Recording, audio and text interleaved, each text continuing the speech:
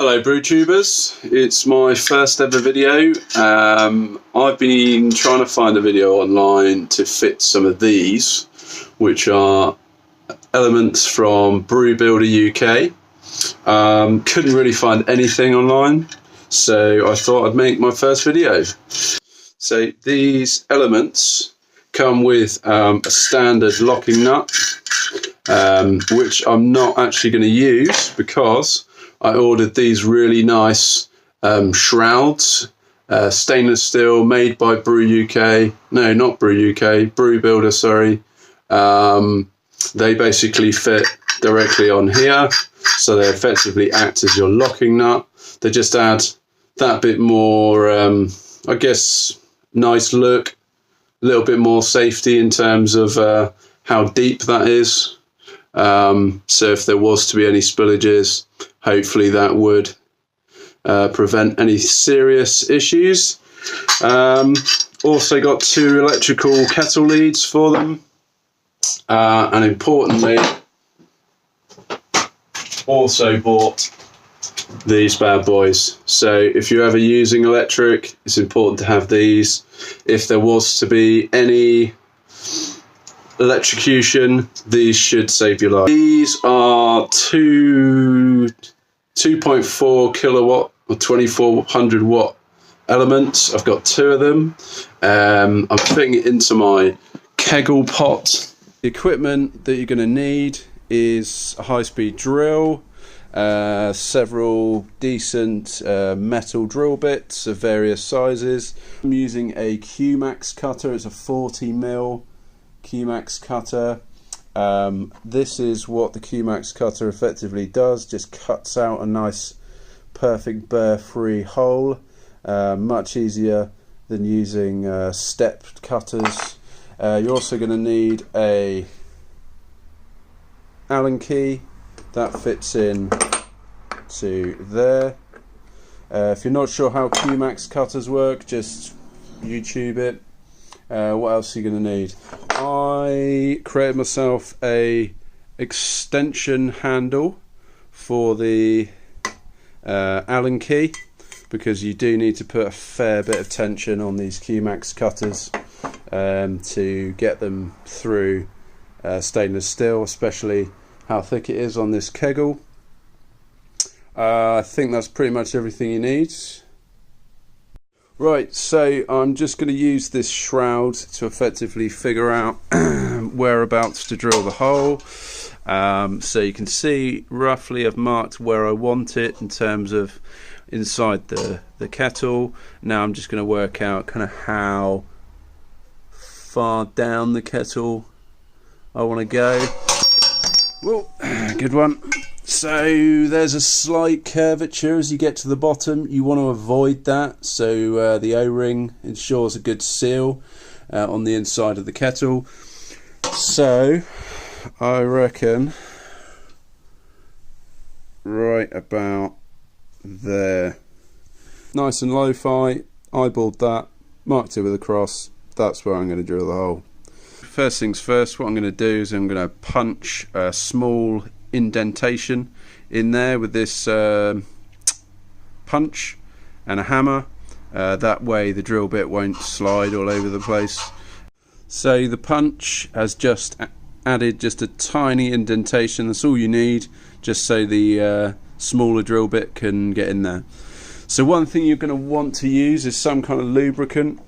I've just added a little blob on there, and then I'm going to start drilling the hole on top of that. So I've started drilling with a fairly small drill bit. Once you make one small hole, it becomes much easier to make a bigger hole with a larger bit. The best thing to do is set your drill to a fairly slow speed. You don't want to get really fast because the drill bit will get hot and it will just blunten the drill bit, so just go nice and slow.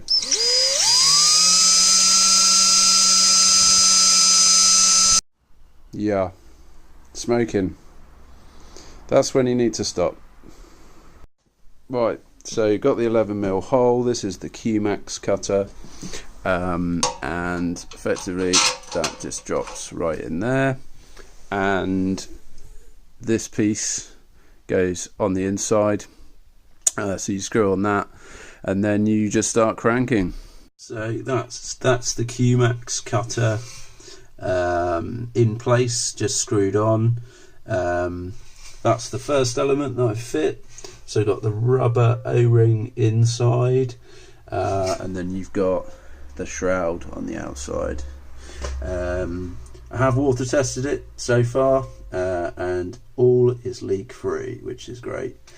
And yes, the inside of my kettle definitely needs a clean. Right, so now we're on to the hard work. So this is the Allen key, that goes in there. It's a 10mm Allen key. This is, once you start getting into it, this is really difficult to turn.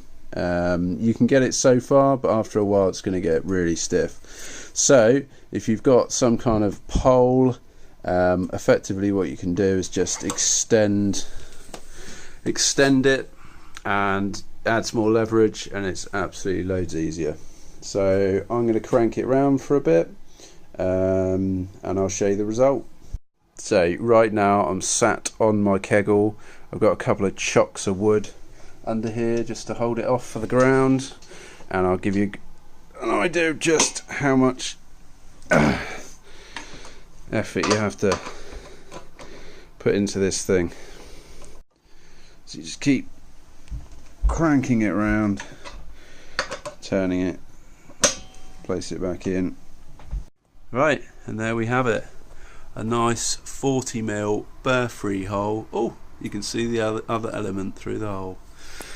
So effectively it's done its job perfectly. If I can unscrew this, I'll show you. It's pretty hard to do one-handed. There we go. I'll show you the cutout. There it is. Voila. Nice, perfectly round cutout.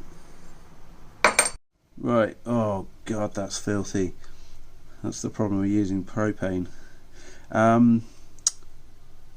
It's important just to make sure that that's clean inside and out, because obviously you're going to want is a nice seal with this O-ring, and you don't want any kind of burrs or muck or whatever between that and the inside of the kettle.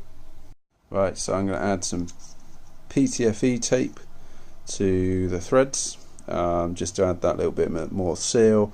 I think I'll probably put about 5 or 6 wraps on it. Nothing heavy, but should just add that extra bit of water tightness. There we have it. Just screwed the shroud on. That effectively acts as the nut on the outside. Just screwed it hand tight. It doesn't need to be super tight, but it's gripping against the outside of the pot, which is perfect.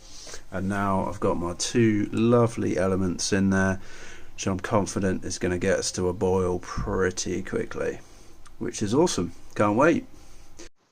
Hey guys, day 2.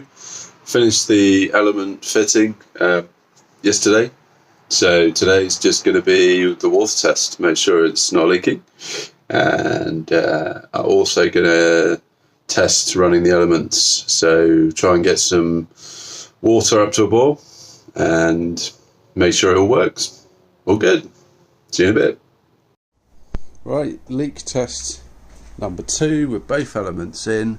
We've got 35 litres in here, which is typically kind of the area of where I'd start a batch, sort of 5 gallon 21 litre batch.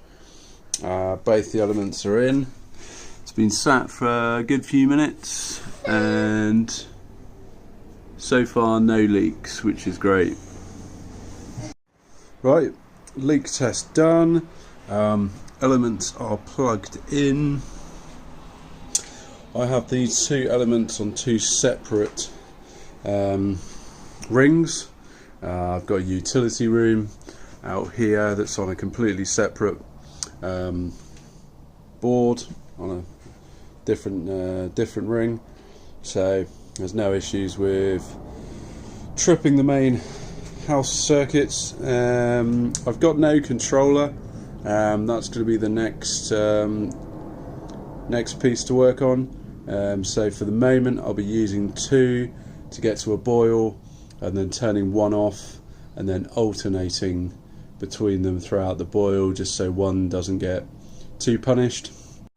Right, we are at 10 degrees, fairly cold today. I'm just going to time how long it takes the 2 elements to get up to temp, which will be like a strike temp, maybe 70, 71, 72. So 30 minutes and we're up to temp, well, over temp, which is easily 15 minutes or 20 minutes quicker than it was with propane, which is awesome. So until next time, thanks for watching, hope this was helpful. Grain to glass video coming soon for my second video. Cheers guys, see ya.